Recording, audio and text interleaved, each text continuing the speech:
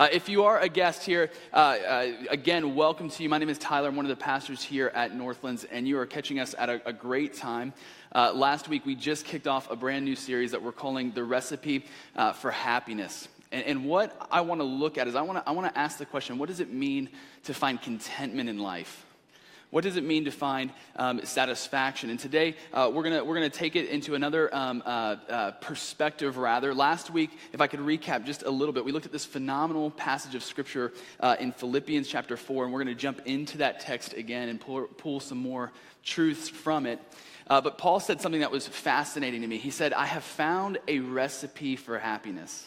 I have found a secret to contentment. And he begins to talk about his life. I don't know about you, but when you ask me, are you satisfied with your life? I immediately go to the circumstances of my life. How's my finances? How's my marriage? How are the other relationships that I'm called to be a part of? How's my career going? And then I kind of put feelers out. And if those things are satisfactory, then I can say, yeah, things are going well. I'm satisfied. It's going good. Nothing to complain about.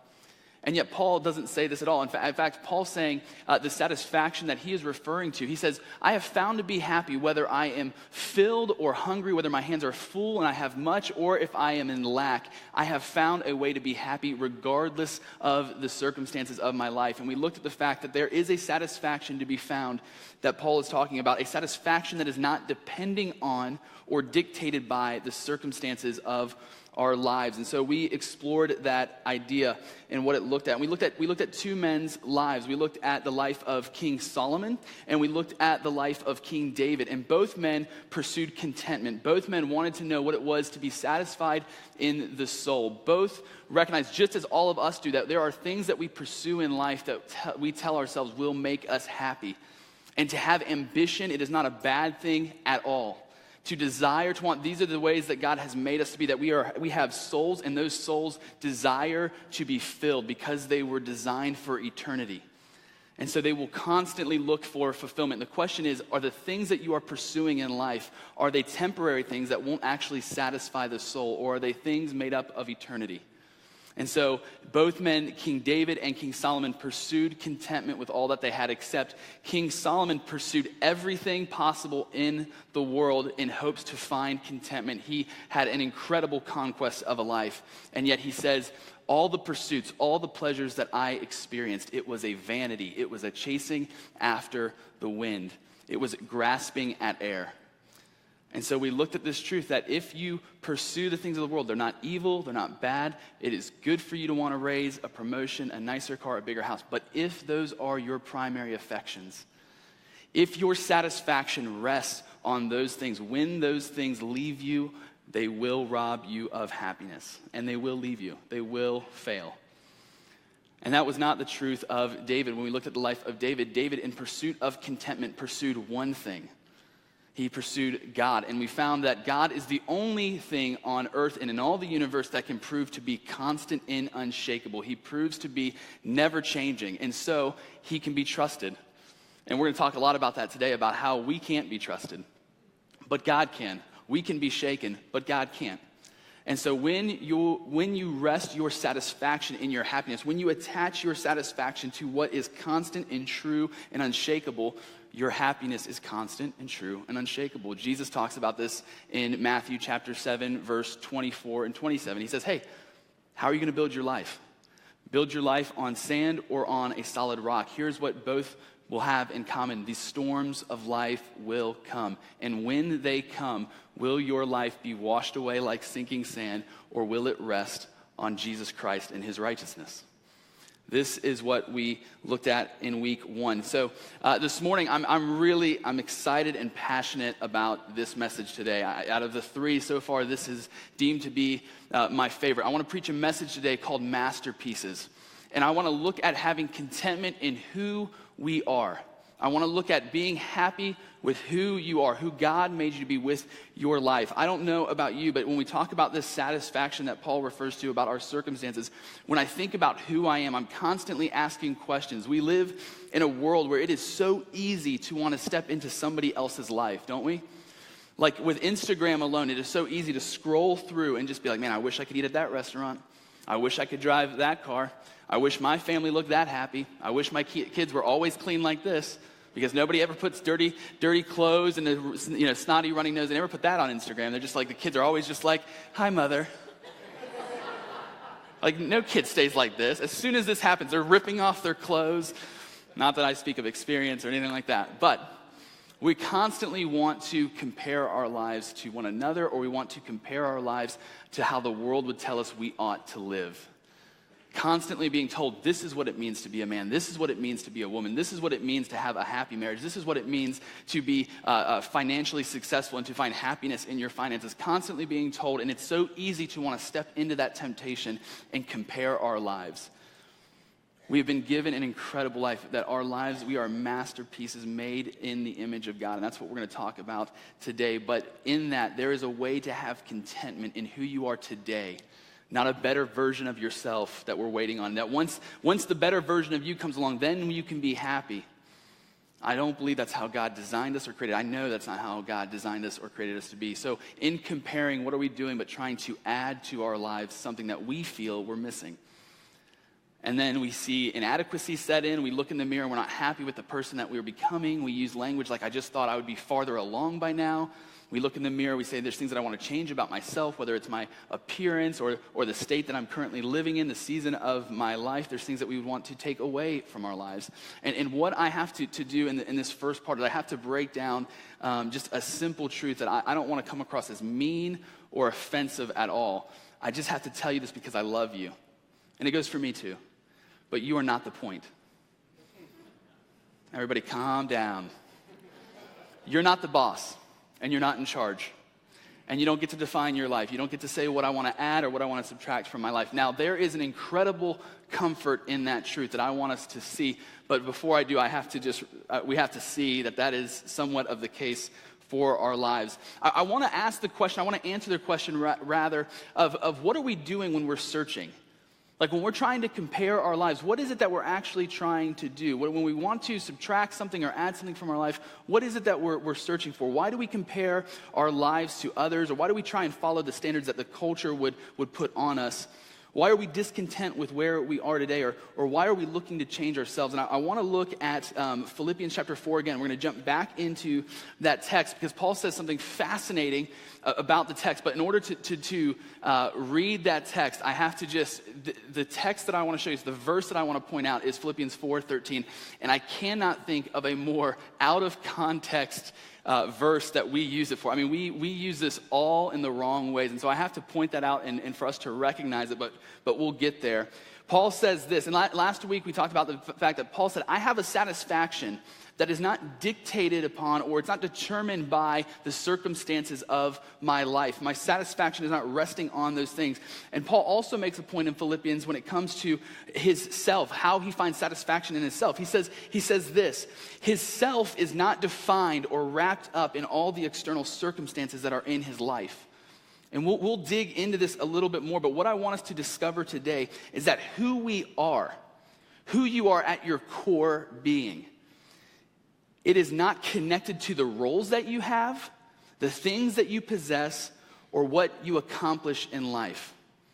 I want to say that again because we are so easy. When we become the one when we make ourselves the point or we allow the culture to tell us what the standard is, what happens is we get wrapped up in the roles of our lives. We get wrapped up in what we can accomplish and do. We get wrapped up in having a value that's based off of what we bring to the table. And Paul's saying, no, I found a satisfaction that is not depending on any of those things. So for today, I want us again to look at that who you are deep down, who God created and designed you to be. It is not corrected to the roles that you have, the things that you possess, or what you accomplish in this life. So let's jump into Philippians chapter 4, verse 10 to 13. Paul writes this in prison to the churches in Philippi. He says, I'm glad in God, far happier than you would ever guess. Happy that you're again showing such strong concern for me. Not that you ever quit praying and thinking about me. You just had no chance to show it. Actually, I don't have a sense of needing anything personally. I've learned by now to be quite content, whatever my circumstances. I'm just as happy with little as with much as with little. I have found the recipe for being happy.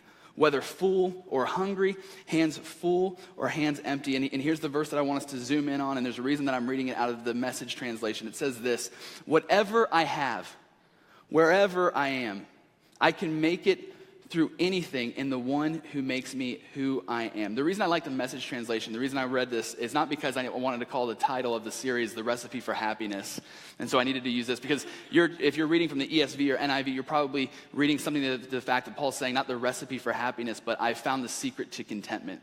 The reason I like the Message isn't for that reason, it's because of what it does with Philippians 4:13, because in the ESV and the NIV, it reads something like, I can do all things through Christ who strengthens me.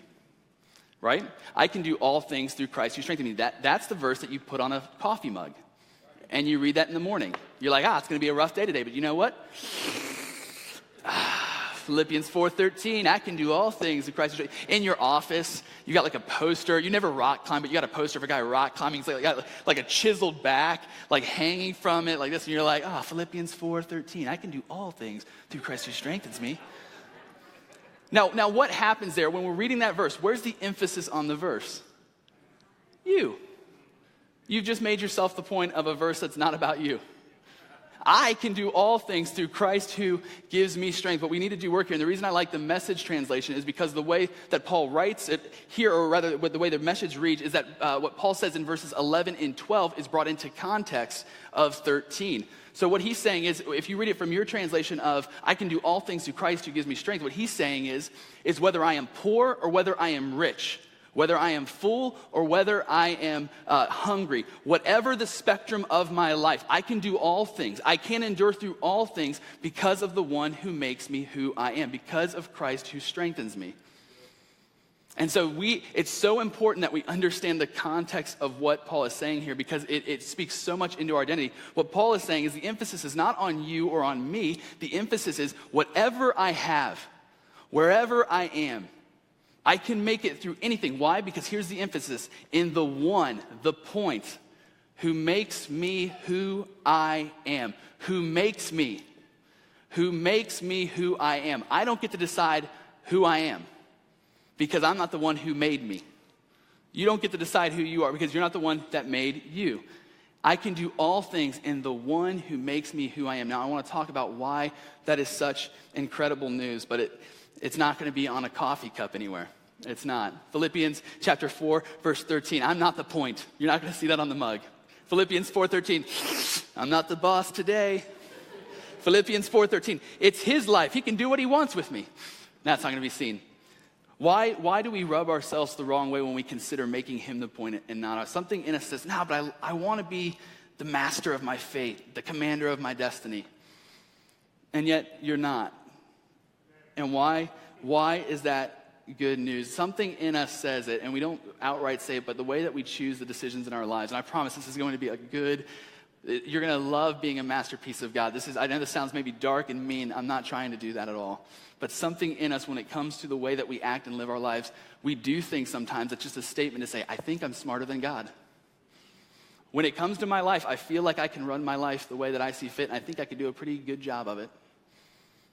I love what C.S. Lewis writes in Mere Christianity. He talks about this idea that there's something in us that says, you know what, when it comes to the human machine, we know a little bit more about how it should run. Even though we didn't create the machine and we didn't design how it should run, there's something in us that would know. This is what he says.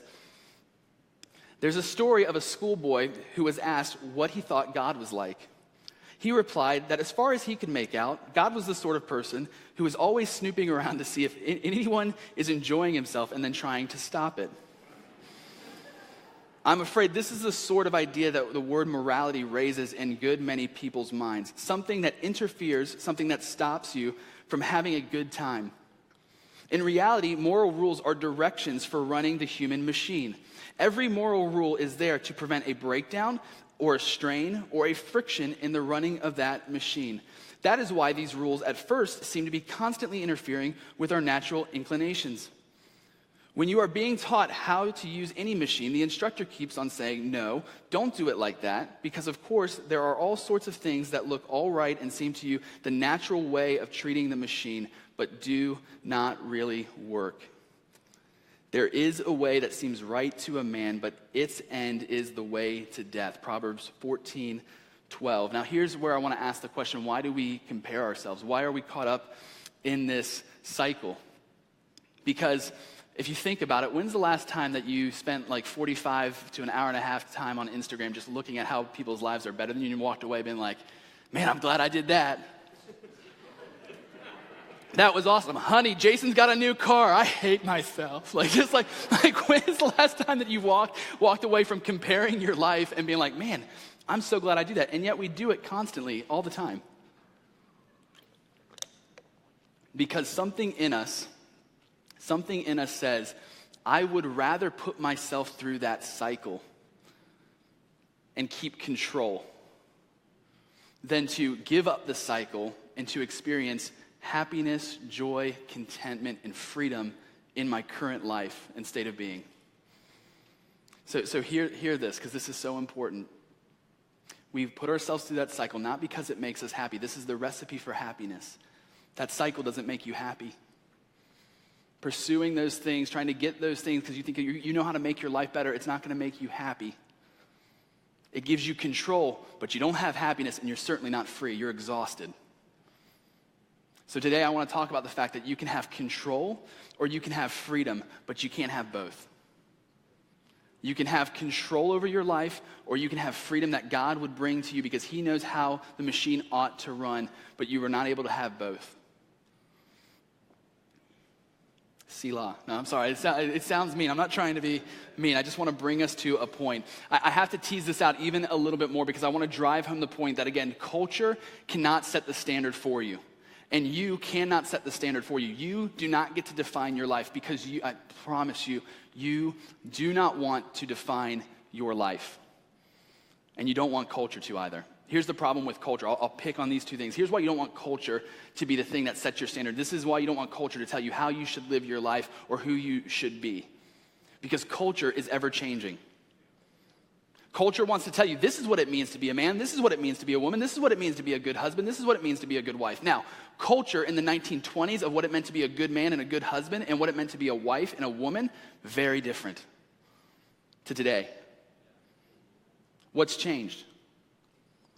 Voices, the majority rules, they're shifting around. Well, this is how I think it ought to be. People are getting their 2 bits on like, oh, this is how the machine should run. This is how it should go. And because culture, it's not resting in its own constants. It's waiting for what's the next thing to change me. It's not a thermostat. It is a thermometer. It is waiting for what does the spirit of the age have to say about this. And then that's how I'm going to dictate it. If you put your identity resting on culture or trying to find it outside of something else other than God, I promise you, you will constantly be in this schizophrenic state of changing up your identity. You'll be a man in this context and you'll chase after that and then they'll change their mind and then they'll say, this is what it means to be a man or a woman. And we see that through our culture today. There's constantly shifting. There's not a clarity on what is right and what is wrong. Now let's talk about you for a moment, about you. I don't want to, might sound mean, but I've said it before and people laugh, so maybe it's the truth. Please, you do not want to be your own boss. Like, think about this for a minute. There is nobody in the world that lies to you more than you about you. I've said that before jokingly, but it is so true. Think about this. In your mind, you create your identity of what does it mean to be the ideal man or the ideal woman. And you know what the ideal is. You know what right and wrong is. You know when you've messed up as a husband or as a father or as a brother, a friend. So you have this ideal in your head of this is what a husband or a brother or a sister or a daughter or a mother, this is how they should look. And you create this superhero idea of this is what it really is right here. You define it. This is what the ideal me looks like. And do you ever fit that? Do you ever actually fit that ideal? No, you're constantly falling short of the standard. I'm going to go to the gym 2017. I've not gone to the gym in 2017. I don't know if you can tell. I've not gone. I eat whatever I want. It's bad. But in my ideal, I'm actually athletic and healthy and everything's okay. Everything's fine. I'm going to read 40 books this year. It's going to be great. Awesome. I've like 2.5. We're halfway through. What are we doing constantly? When we define us, we create this ideal, this standard in our head of this is how we should be, and we're constantly falling short. Or we lower the standard. And is that a solution? Like, I'm Tyler. I've got very low standards for myself. That doesn't help anything. then I just feel bad for being a guy with low standards. I'm not happy. You cannot be your own boss, but let's again tease it out all the more. When you're looking in the mirror and you want to change things about yourself, what is it that you're trying to fix? How do you recognize this is the self? This is me. And I think that there's 3 columns that we look at in our lives that we're trying to adjust, we're trying to change. And from what I can see, when I look in the mirror and I'm saying, I'm not happy with who I am, there's something I can change, I'm wanting to change something in one of these 3 areas. I believe it's your identity, I believe it's your worth, and I believe it's your purpose. I believe it's your identity, your worth, and your purpose. And here's what I'm looking at when I'm in the mirror. I'm constantly evaluating myself. When I talk about my identity, this is how I would describe myself. I'm a husband, I'm a father, I'm a son, I'm a brother, I'm a friend, I'm an employee, and the list goes on. It's all the different things that I would identify. These are the things that I am. When it comes to my worth, it's how I place value on myself. It's how am I doing with my skills, my wealth, my intellect, my appearance, my character, my personality. When it comes to our purpose, it's what I tell myself is the reason that I get up in the morning, whether I find goals in my career, whether I have goals in life, whether I want to set a legacy, whether I want to achieve, whether I want to accomplish. This is how I describe myself. This is how I evaluate myself. But do you see what I did right there? I just set my own standard. That's my identity. That's my worth. That's my purpose. So when I'm comparing myself and I'm looking in the mirror, I'm looking at, hey, how am I doing in my identities? How am I doing in my worth? How am I doing in my purpose? I just defined this is my identity, this is my worth, this is my purpose. I've defined myself. Do we define ourselves in these things? Because we shouldn't. Are any of these things evil? When it comes to our identity, is it evil to be a husband? Is it evil to be a mother, a wife, a son, a daughter? Are any of those things evil? No, but they're not your identity. They are roles that you have because they are temporary. They are not lasting, which means if your identity, as Paul's talking about, if your identity is wrapped up, not in the one who makes you who you are, but in some sort of role that you identify with, that when that role changes, you've now lost a sense of yourself. This is incredibly good news because for some of us here, God forbid, we might lose a spouse, we might lose a child, we might not know our biological parents. And yet, these are gifts that are given from God, but we have thanksgiving not just in the gifts alone, but have gratitude in the one who is the giver of these gifts. And that is where we find our true identity, in Him. Your identity is that you are His, not that you have these things, that these things, when they come and go, yourself, your identity, they don't go with them.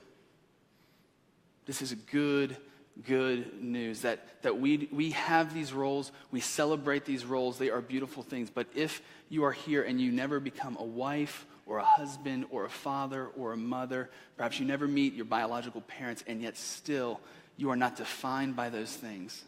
You are defined by the one who created you. You are defined in the one that makes you who you are, and you can celebrate and be content. This means that you're not waiting for a better version of yourself. If you're single here, you can be content today, not waiting for a man or a woman to fulfill you. You're not waiting for a child to fulfill you, that you can be content in today, that regardless of the circumstances of your life, regardless of who you are right now, there is contentment found in today. Let's talk about worth, skills, character, personality, appearance. Are any of those things evil? Not at all. But your value is not based on what you have or what you bring to the table. Your value is based on what was bestowed upon you at the beginning of creation, and we'll get into that in just a moment. You were made in the image of God. You were bestowed a value that is unlike anything else in creation. It is not about what you have or what you bring to the table. And I want to just even tease this part out. There's something intuitively that we know that we've been made in the image of God. It's the Imago Dei. There's something in us that we know we are set apart from all other creation. That you are a masterpiece by God and you were made in His image, and it sets us apart. So let's just a quick exercise real quick. The Hannel family. In my family, I've got me, my wife Nicole, my daughter Evangeline, and our dog Riley. Okay? Hannel family falls on hard times. We got to make some cutbacks. We got to make some changes. We got to fire someone. Who goes? Who goes? Like some of you are like, don't you say it. Don't you say dog. Don't you do it. I love my aunt. Don't you? I'm just bringing home a point. I'm not getting rid of the dog. Hannels are fine. Hannels are fine. Everybody take it easy. Dog's fine. I fed her last week. It's fine. Not a problem. Now, why do we, nobody was like, Evangeline. Who would get rid of that? That baby's adorable. Looks like her mom, that's why. But something in us, whether we're believers or not, something in us knows that we are separated from all of the creation, that there is a value on us, not because of what we do or what we bring to the table. Because think about this. In terms of cost, in saving money. I'm going to regret this, but. I'm so scared. Woo! All right. It's an exercise. It's fine. It's not real. Who's cheaper, Nicole or Riley? Nicole cost me a whole lot more. So when it comes to who's more valuable or how we should move forward as the Hannel family, it's not based off of who is going to cost less. It's not. When it comes to who brings more to the table, Riley's potty trained. Evangeline ain't. Evangeline takes 30 minutes out of my day just to feed her some spinach. Riley, I throw some food in the bowl and I'm like, you're good. So what are we doing? I know I'm making jokes, but what are we doing right here? We recognize that there is a value that sets us apart, not because of what we have or what we've been given, but because of what was bestowed upon us, that we were made in the image of God. This is phenomenal news. My younger sister, Haley, she has a unique strain. It's a form of a mental handicap. The doctors aren't clear on what type of strain it is, but what it means is that she is going to need an incredible amount of assistance for her life. Like she's not going to be fully independent. Now, I'm praying for God's healing. I want to see her healed, and I'm not going to waver in that prayer. But she's not going to be bringing some sort of major contribution to society, and she's not going to be independent. And yet she is more valuable than any animal or any other creature on the planet that did extraordinary things, like Secretariat, the incredible athlete horse. Why? Because she was made in the image of God. This is good news because your contentment, again, can be found today. If you have a disability, if there's something that makes you feel like I can't contribute, my contribution isn't as valuable as others, your value is not attached to what you contribute. Which means that you're not waiting to be healed. Now, I'm praying for healing. We want to trust in healing, but that doesn't mean that we can only be fully satisfied when the healing comes. We can be satisfied right now while we wait. And so this is phenomenal news because it says across the board, you are not valued here because of the skills you bring to the table or because of what you contribute. You are valued because you were made in the image of God. I'm going to move forward. Let's talk about purpose for a second. When it comes to the career, having the awards, the achievements, the accomplishments. So does that mean when the career is over and it's time to retire, does that mean you're purposeless until death? Does that mean that your life was a waste if you don't have a legacy to hand off to somebody? Does it mean that if you haven't spent time thinking that through, that your life was a waste and that you don't have a purpose? If your purpose is wrapped up in these things, then when those things leave you, and they will leave you, they will eventually fail you, then so goes a sense of purpose. All these things I described are beautiful gifts, but if we put them as our primary affection in the gifts and not the giver, if that's where we put our primary affection, when these temporary things fail or end or we lose them, we lose a part of ourselves. And this is why we should not be the definers of our lives. Because when we define, the deepest that we can go is in these descriptions. When we cut God out of the category, that he hasn't provided us with something deeper than this is all we have in definition. And when these things fail us, so goes our sense of self. So only God can be the definer. Now, Mark even said this in his testimony, and I absolutely love it. One of my favorite statements that God makes in the Bible is his conversation with Moses when he tells Moses, I am. This is why God should be the definer of your life. This is why he proves to be constant and unshakable. So Moses is with God on Mount Sinai. He says, hey, I want you to go to Pharaoh, and I want you to tell him to let my people go. Moses says, who should I say sent me? He says, I am. Some scholars and commentators, they say a better translation of I am is I be who I be. Like, how gangster is that for a moment? I don't want to put something on God that's not there, but he's just like, tell him who sent me. I be who I be. This is why this is so profound. This is what it means, I be who I be. That God is not defined or he is not dictated upon and waiting for external circumstances for him to make decisions or for him to be. So, for example, I am a husband because I have a wife, Nicole. If Nicole's not there, I'm no longer defined as a husband. If I have a daughter, which I do have a daughter, if my daughter goes away, I'm no longer a father because I am depending upon, my definitions are dependent upon them in my life. For me to be a husband or to operate as a father, I need them. God needs no one. I am, period.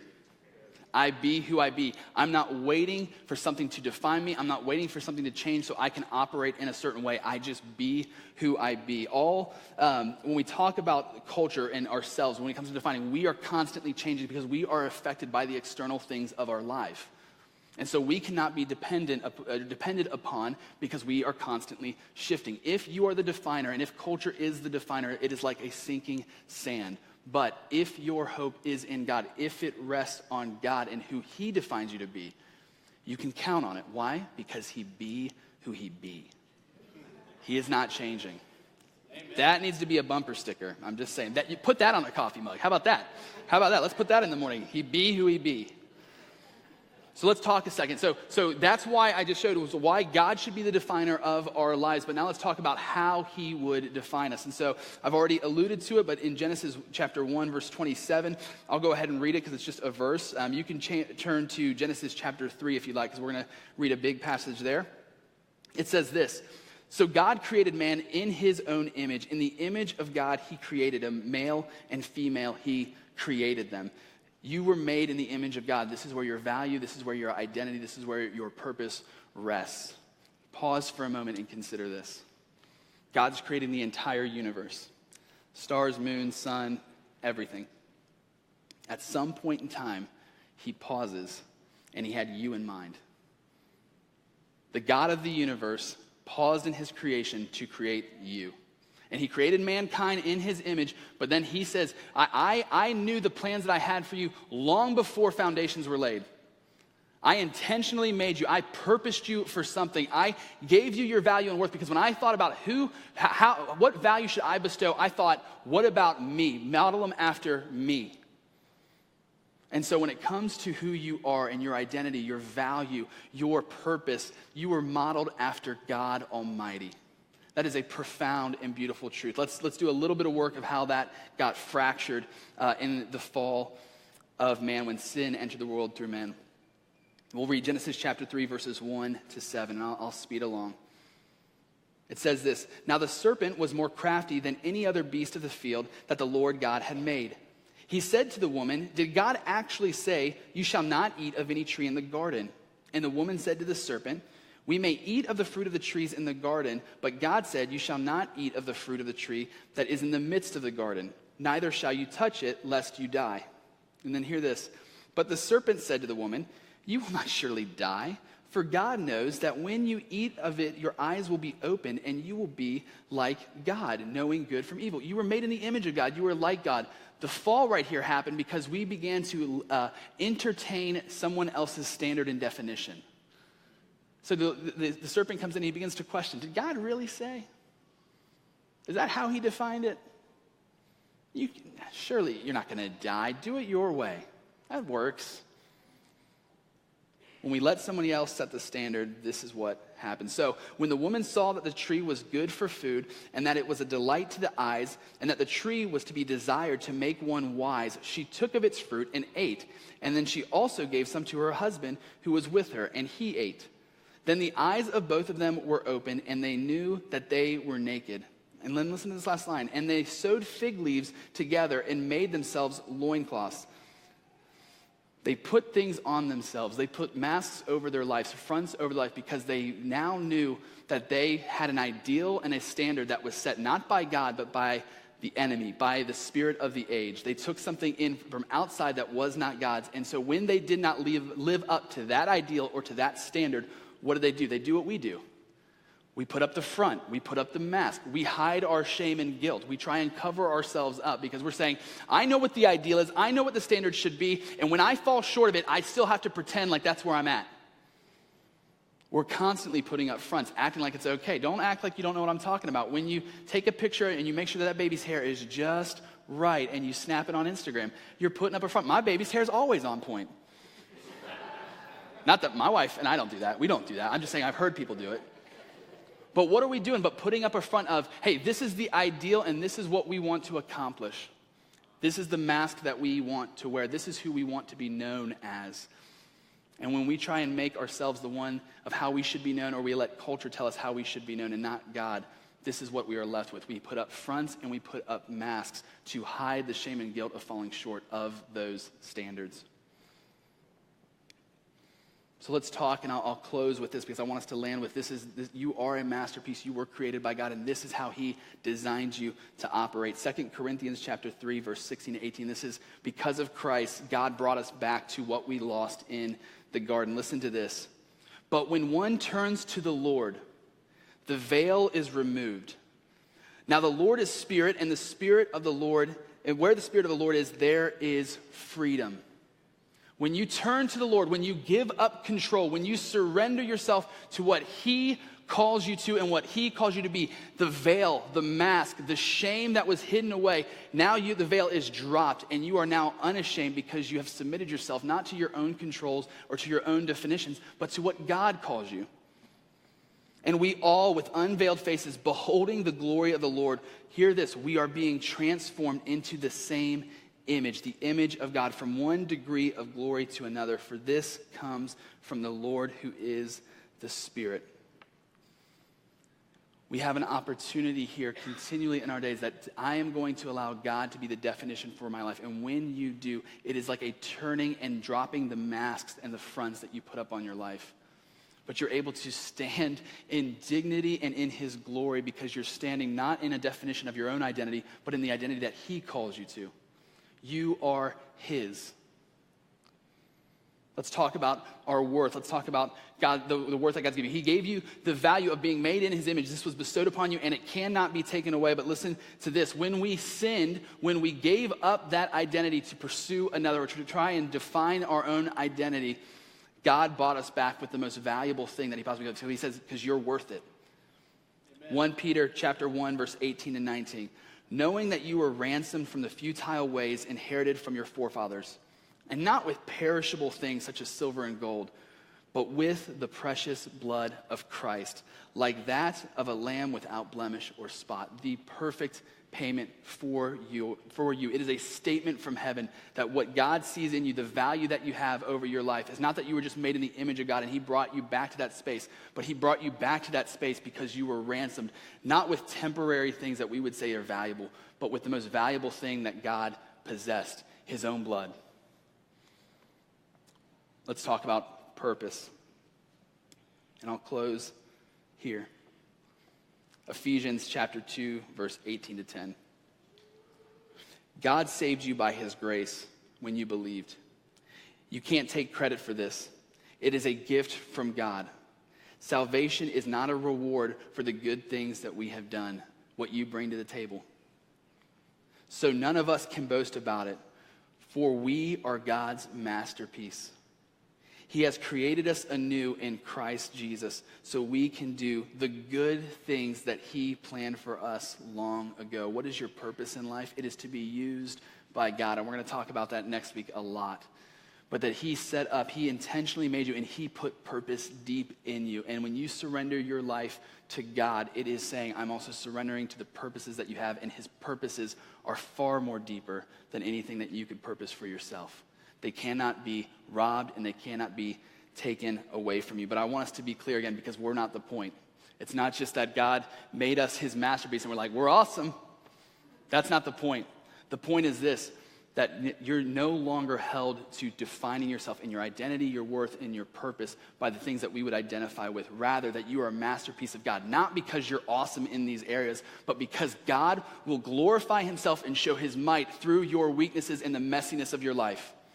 This is why you are a masterpiece, because God will use the brokenness of your life, the places where you fall short, even when you wish you could be better. God says, I will use even those spaces, not to leave you there, transforming you from one degree of glory to the next, but in the meantime, you can find contentment in today, because I will do mighty works through your life. This is how he chooses to operate. Think about the heroes that we have in Scripture. Moses, he was a stutterer and a stammerer. And God said, I'm going to use you to be my mouthpiece to Pharaoh, because I want to demonstrate through the weakest of human beings to be a mouthpiece. I will use that to speak to the most powerful that the world has to offer. Talk about Gideon. Gideon was a coward by our definitions that we would give to him. And God says, nope, you're not a coward, because I've chosen you to be a mighty warrior. Look at the life of David. David, who was a boy, he says, you know what? I chose you to be the one to fight Goliath. I want to demonstrate my might and my glory through the weakest vessel to take out the world's strongest. Because I be who I be, and I will make myself known through you. You are a masterpiece created by God, and what it requires you to do is to give up control so that you may live in the freedom that he leads us in. He wants to do mighty works through your life for his glory. I love Psalm chapter 16, verse 6-8. It is this statement of submitting yourself to God and what he does in your life. The boundary lines have fallen for me in pleasant places. Surely I have a delightful inheritance. I will praise the Lord who counsels me. Even at night, my heart instructs me. I keep my eyes always on the Lord. With him at my right hand, I will not be shaken. There is a call for us today. You have decisions to make. You can keep control, or you can have his freedom, but you cannot have both. And I'm telling you, I'm hoping that I showed you that your control will lead to nothing. Because all the things that we would define ourselves in, all the things that we would strive after, they will eventually be taken away from us. And we must not attach our identity to those things, but to him. Let's pray.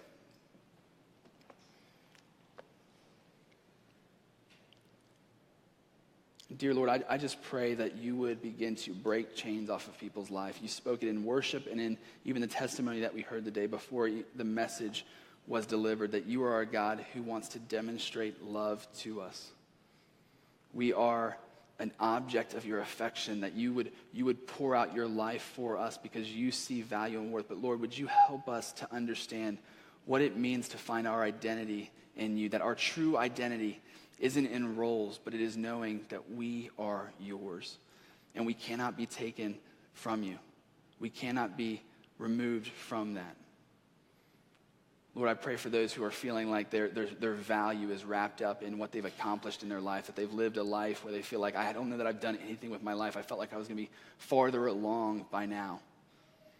That your value is not determined by those things, because God gives your value, because he bestowed it upon you, not because of your own works, but because of his work. And Lord, I pray that you would make us a people filled with your purpose. What do you do with the people that are steadfast in this truth, that I know who I am? I was created by the great I am. You have purposed us for good works continually, not for a future version of ourselves that could handle it, but you've called us to be purposed for today, to find contentment today. Would you show us this week what that means? In Jesus' name, amen.